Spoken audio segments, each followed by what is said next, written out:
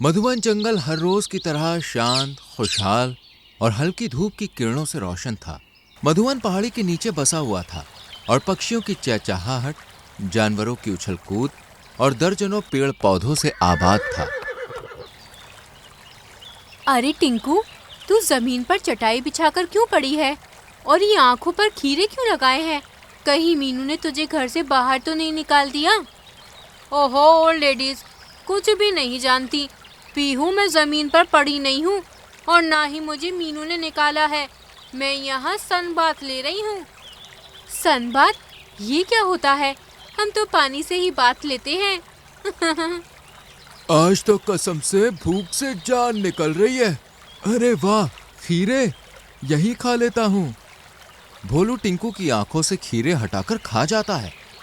अरे भोलू, वो खीरे खाने के नहीं बल्कि आंखों पर लगाने के थे। लगता है जंगल में गंवारों की भर्ती हुई थी। अरे भाई, कैसे भीड़ लगी है। और टिंकू, तुम गुस्सा क्यों हो रही हो? टिंकू पूरी बात बताती है। बड़ा ही कमाल का फैशन निकला है।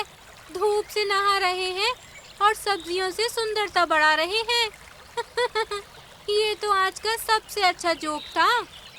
इतने में मीनू भी वहां पे आ जाती है और इसी तरह नोक झोंक चलती रहती है कि तभी मिट्ठू आया, संदेशा लाया। अरे मिट्ठू आया, संदेशा लाया। क्या हुआ मिट्ठू, सब ठीक तो है? पड़ोसी जंगल में जोरदार बारिश हो रही है और नदियों का पानी जल्द ही बाहर निकल आएगा। पड़ोसी जंगल में बारिश और यहाँ धूप, ये क्या बात हुई? कहीं पिछली बार की तरह बारिश इस बार पड़ोसी जंगल को तहस नहस न कर दे। तो तुम इतनी फिक्र क्यों कर रहे हो? पड़ोसी जंगल में चाहे तूफान आए या बारिश, हम तो सुरक्षित है ना। अगर यहाँ भी मूसलाधार बारिश हुई तो पहले दूसरों के घर बहने दो, फिर अपनी चिंता करेंगे। ये सोच बहुत महंगी पड़ सकती है, क्योंकि हमें भूलना नहीं चाहिए कि हमारा जंगल पहाड़ी जंगल के नीचे मौजूद है। अगर ऊपर तेज बारिश हुई तो ढलान के जरिए पानी हमारे जंगल में भी आ सकता है। अरे ऊपर बारिश और नीचे जंगल, ये तो खतरनाक मेल है। अरे तो भाई, ऊपर वालों ने पेड़ काटे हैं तो नुकसान भी उन्हीं का होगा ना। तुम लोग क्यों फिक्र कर रहे हो? क्योंकि हम नीचे हैं। तो घोंसला ऊपर बना लो। मेरे पास इन फालतू बातों का टाइम नहीं है। मैं तो घर जा रही हूँ। और कालू जी, पंचायत खत्म करके जल्दी आ जाना। अरे ये कल्लो तो सिर्फ अपने बारे में सोचती है और जब जरूरत पड़ती है तो हमारे पास आती है। टिंकू, भूलो मत, उसका पति कालू यही है। अरे मैं तो भूल ही गई थी। सॉरी कालू।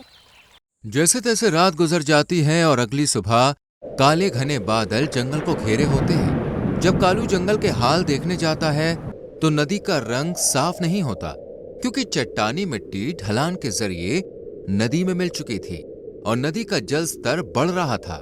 कालू मीनू के घर जाकर उसे आने वाले खतरे के बारे में बताता है। हाँ, सुबह मैं भी जंगल के हाल मालूम करने गई थी।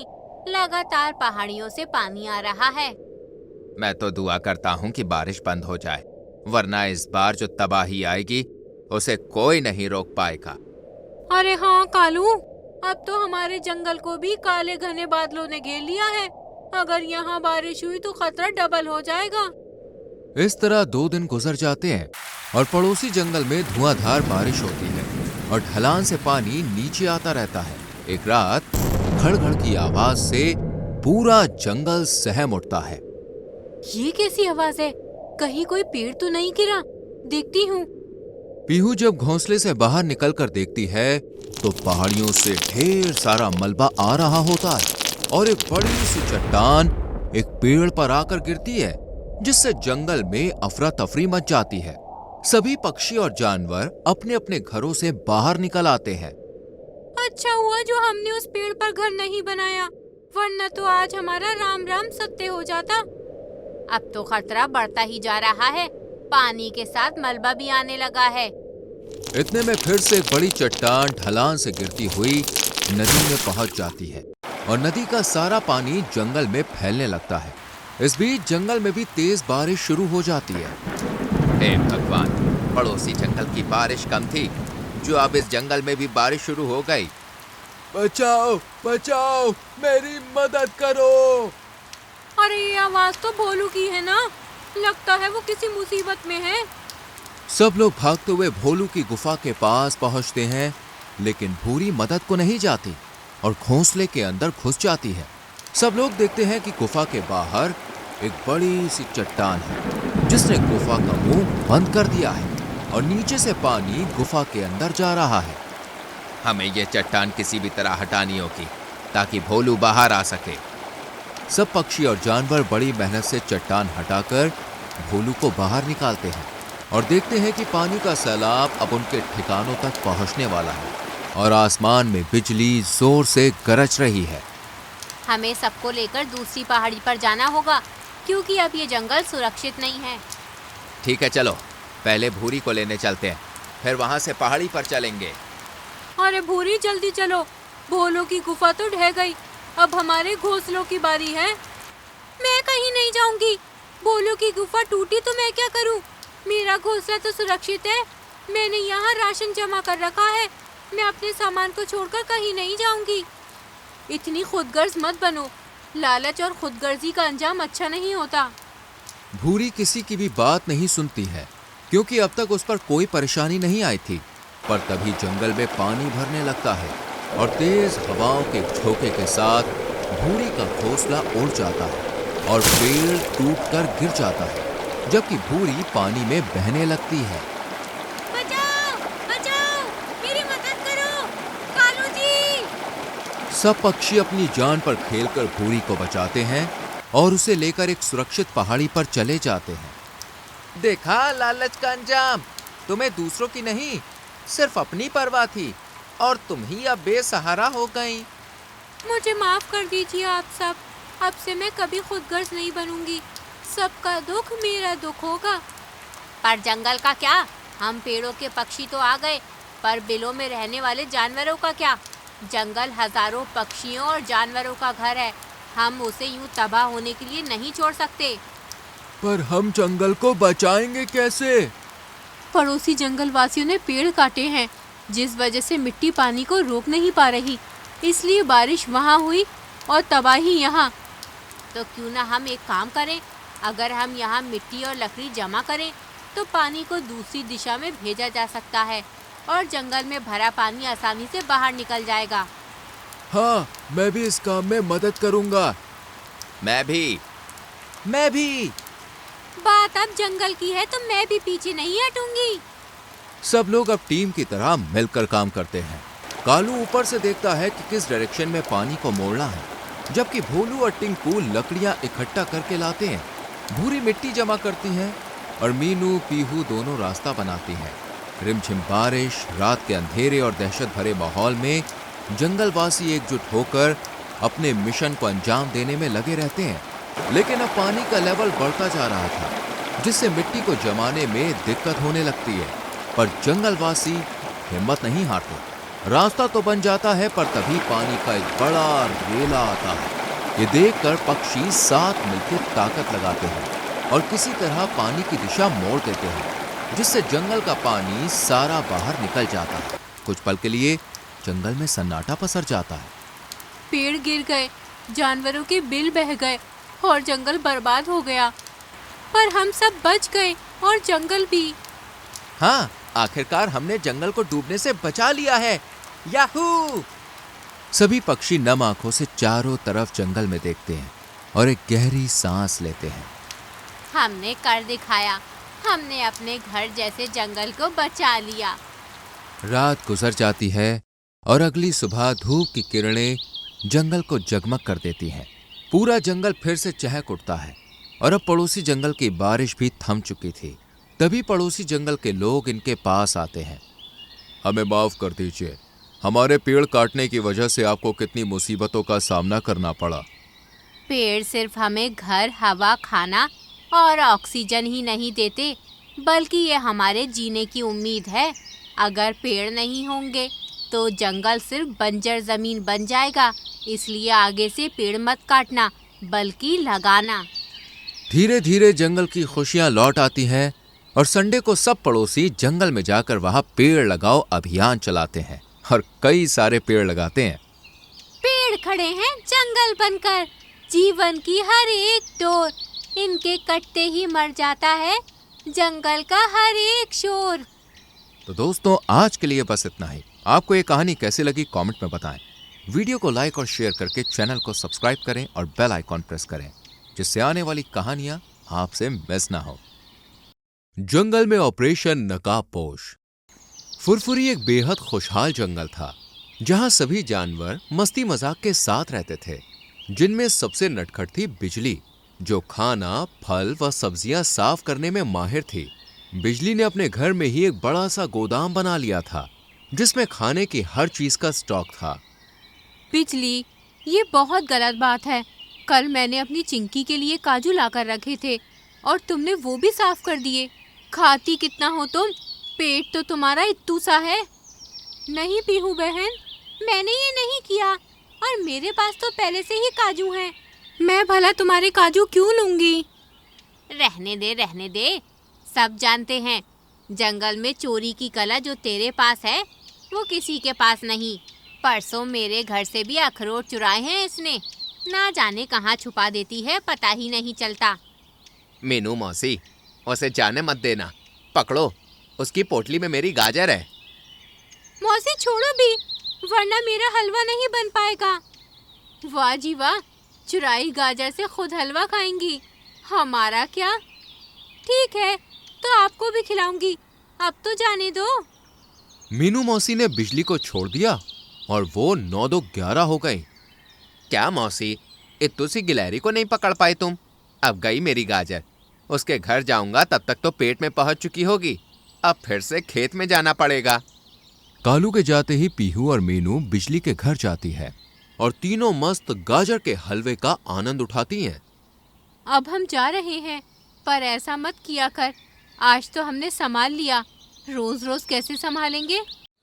रात को मौका अच्छा है, पूरा जंगल सो रहा है। आज ही लाडू ने बादाम लाकर रखे हैं। जल्दी से जाकर बादाम की टोकरी ले आती हूँ। बिजली दबे पांव लाडू की खिड़की से घर में घुसकर टोकरी ले आती है। वो घर जा ही रही थी कि इतने में एक भारी भरकम आवाज उसे रोक देती है। रुको, ये टोकरी मुझे दे दो, वरना तुझे चबाने में देर नहीं लगेगी मुझे। बिजली पीछे मुड़ी। एक बड़े से काले लिबास में लिपटा शरीर, चमकती आंखें, नुकीले दांत वाला एक साया उसे घूर रहा था। बिजली उसे देखते ही चिल्लाकर भागी। उसकी आवाज सुनकर सभी पक्षी जाग गए। क्या हुआ बिजली?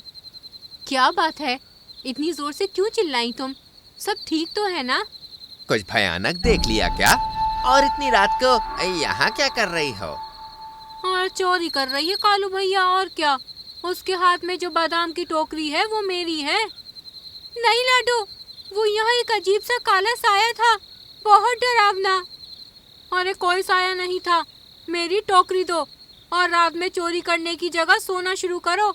दिमाग पर असर हो रहा है।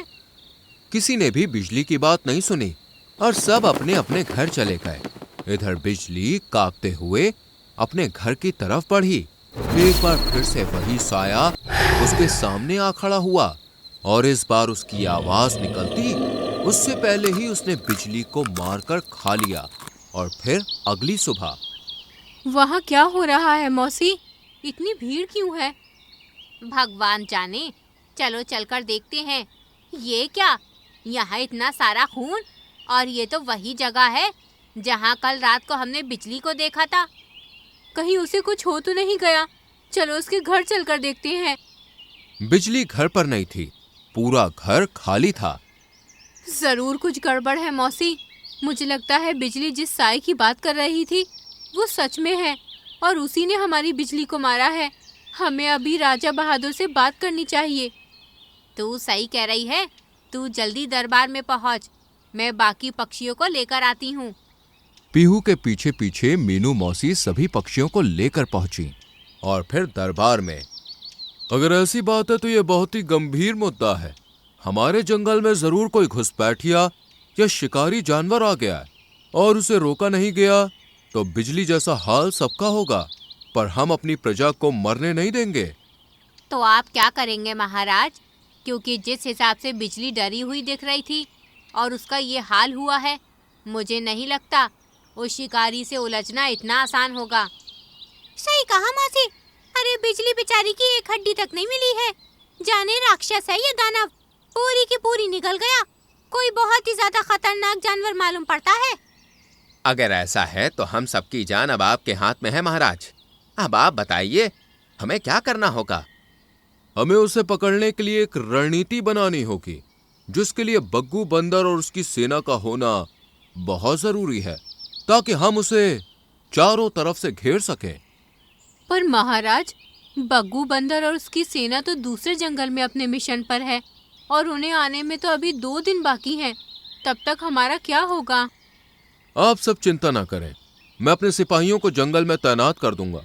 बस रात को कोई घर से बाहर ना निकले, दरवाजे खिड़की अच्छी तरह से बंद करे और हल्की सी आहट पर भी जितना हो सके जोर से चिल्लाए, ताकि मदद जल्द से जल्द पहुंच सके। सभा खत्म होते ही सभी अपने अपने घरों को मजबूत करने में लग जाते हैं। अरे भगवान जाने हमारे जंगल को किसकी नजर लग गई। हंसता खेलता था, आज देखो डर ही डर है। मुझे तो रह रहकर बिजली का ख्याल आ रहा है। माना चोरियां करती थी, पर कितनी हंसमुख थी। होने को कौन टाल सकता है पीहू? लेकिन हमें अपनी तरफ बढ़ रहे खतरे को तो रोकना ही होगा मौसी। महाराज भले कहे कि उनके सिपाही हैं, पर मुझे तो अब हल्की सी आवाज से भी डर लग रहा है। लगता है जैसे वही साया है मेरे पीछे। इतने में कालू आकर पीछे से उसे डरा देता है और डर के बीच सभी की हंसी गूंज जाती है। चलो चलो, अब सब अपने अपने घर चलो, सूरज ढलने को है। आप भी चलिए भूरी जी, हमारा दरवाजा तो पहले से ही कमजोर है। डराओ मत कालू जी, एक तो पहले ही जान निकली जा रही है। सभी ने अपने अपने घर दरवाजे अच्छी तरह से बंद कर लिए, पर किसी को भी नींद नहीं आई। और फिर आधी रात को राजा को दोनों सिपाहियों की चीखें सुनाई दी। हो गया, फिर से कबाड़ा हो गया। लगता है उसी साय ने सिपाहियों को भी मार डाला। पीहू, ओ पीहू, जल्दी बाहर आ। सभी पक्षी दौड़े दौड़े पहुंचे। जंगल के रास्ते पर दोनों सिपाहियों का मृत शरीर पड़ा था। इतने में पीछे से एक तेज डरावनी आवाज आई। यहाँ तमाशा देखने आए हो? तुम सबको खा जाऊंगा, एक एक करके सबको खा जाऊंगा। पास में बिजली गिलहरी का ही घर था, तो सभी चीखते चिल्लाते उसी के घर में घुस गए। हे भगवान, अब क्या होगा हमारा? मुझे तो लगता है हमें राजा को भी अभी बुलाना चाहिए। वो तो अपनी गुफा में मजे से सो रहे होंगे और यहाँ ये साया हमारी जान का दुश्मन बन बैठा है। थोड़ी समझदारी दिखाओ पीहू। इस वक्त यहाँ से निकलना मतलब ऊपर वाले के पास पूरी रफ्तार से पहुँचने जैसा है। अब जो करेंगे कल सुबह ही करेंगे, अभी यहीं रहो। सभी डरे सहमे एक एक कोना पकड़कर बैठ जाते हैं, पर जैसे ही पीहू दीवार से सर टिकाती है, एक खुफिया रास्ता अंदर की तरफ खुलता है। ये क्या है? लगता है बिजली ने छुपने के लिए कोई खुफिया कमरा बनाया है। चलो इसी में चलते हैं, चैन से तो सो पाएंगे। जैसे ही सब अंदर पहुंचे तो हक्का बक्का रह गए। चारों तरफ काजू, बादाम, अखरोट, पिस्ता चुने हुए थे और पास ही थी एक बड़ी तख्ती जिस पर लिखा था। ये क्या लिखा है? मेरे प्यारे दोस्तों, मुझे माफ करना, मैं तुम्हारे घर से चोरी करती हूँ, पर ये सब चीजें मैं हम सबके बुरे वक्त के लिए जमा कर रही हूँ, ताकि कभी बुरा वक्त आए तो हम यहाँ बेफिक्र होकर खाते पीते रह सकें। बिजली की सोच देखकर सभी का मन भर आता है। सुबह तक सब यहीं चैन से सोते हैं और अगली सुबह राजा के पास पहुंचते हैं। मैं मानता हूं कि मेरी लापरवाही की वजह से हमने अपने 2 सिपाही खो दिए, लेकिन आप सब चिंता मत कीजिए। बग्गू और उसकी सेना बस पहुंचने वाली है। हम आज रात ही उस शिकारी को दबोच लेंगे और हम आज ही ऑपरेशन नकाबपोश को अंजाम देंगे। इतने में बग्गू और उसकी सेना भी पहुंच जाती है। राजा उसे पूरी बात बताता है और सभी को प्लान समझाता है। रात होते ही सभी अपने अपने घर के दरवाजे ऐसे बंद करते हैं जैसे देखने वालों को लगे कि अंदर कोई है, और वो छुप जाते हैं। लाडो, मीनू, भूरी, कालू कबूतर पेड़ पर नीचे पत्थर के पीछे शेर और उसके सिपाही, और चारों तरफ फैली हुई थी बग्गू और उसकी सेना। और सड़क पर थी पीहू, जो साय को जाल में फंसाने के लिए मोहरा बनी थी। सभी टकटकी लगाए उस साय का इंतजार कर रहे थे कि इतने में दो चमकती आंखें सबको दिखी। पूरा शरीर काले लिबास से ढका था। वाह, ये भी उस बिजली की तरह बेवकूफ निकली जो जानबूझकर मेरे रास्ते में आ गई। आज तो इस चिड़िया का नरम नरम मांस मजे से खाऊंगा। उसकी हंसी सुनकर पीहू पीछे पलटी। वो जैसे ही पीहू की तरफ दौड़ा, सभी अपनी अपनी जगह से उस पर टूट पड़े और बग्गू की सेना ने जाल में उसे दबोच लिया। और जैसे ही काला लिबास हटा, सभी हैरान। फॉक्सी, तू शर्म नहीं आती? जिस थाली में खाता है उसी में छेद करता है। महाराज, ये तो आप ही के घराने का निकला। सही कहती हो मीनू मौसी, पर मुझे तो ये समझ नहीं आ रहा कि फॉक्सी, तूने ये सब क्यों किया? उस बेचारी बिजली ने तेरा क्या बिगाड़ा था? और वो सिपाही, वो तो तेरे कभी दोस्त हुआ करते थे ना? हाँ, हुआ करते थे, पर दोस्ती निभाई क्या उन्होंने? आपने बस मुझे इस जंगल से इसलिए निकाल दिया क्योंकि मैंने महल से 1-2 बार मांस चुराया था। और वो बिजली, वो तो रोज रोज चोरी करती थी। उसे क्यों नहीं निकाला गया? क्योंकि हम उसका इरादा जानते थे। जब उसने पहली बार चोरी की, हम तभी उसे हिरासत में लेने के लिए पहुंचे। पर उसके घर जाकर क्या देखते हैं कि वो तो बस हम सबकी भलाई के लिए ये कर रही है। और नहीं तो क्या, हमने भी देखा कल रात। बेचारी हम सब के लिए ही चोरी कर रही थी। लेकिन तू, इसे तो कड़ी से कड़ी सजा मिलनी चाहिए। 3 मासूमों को मारा है, वो भी बदले के लिए। महाराज तुरंत फॉक्सी को काल कोठरी में कैद कर देते हैं और जंगल एक बार फिर से पहले जैसा गुलजार हो जाता है। बिजली की याद में उसके घर के सामने ही उसकी एक मूर्ति बनाई जाती है और उसके गोदाम में अब हर कोई कुछ न कुछ रखने लगता है। तो दोस्तों, कैसी लगी आपको ये कहानी? पसंद आई हो तो लाइक और शेयर करके चैनल को सब्सक्राइब करें और बेल आइकॉन प्रेस करना ना भूलें।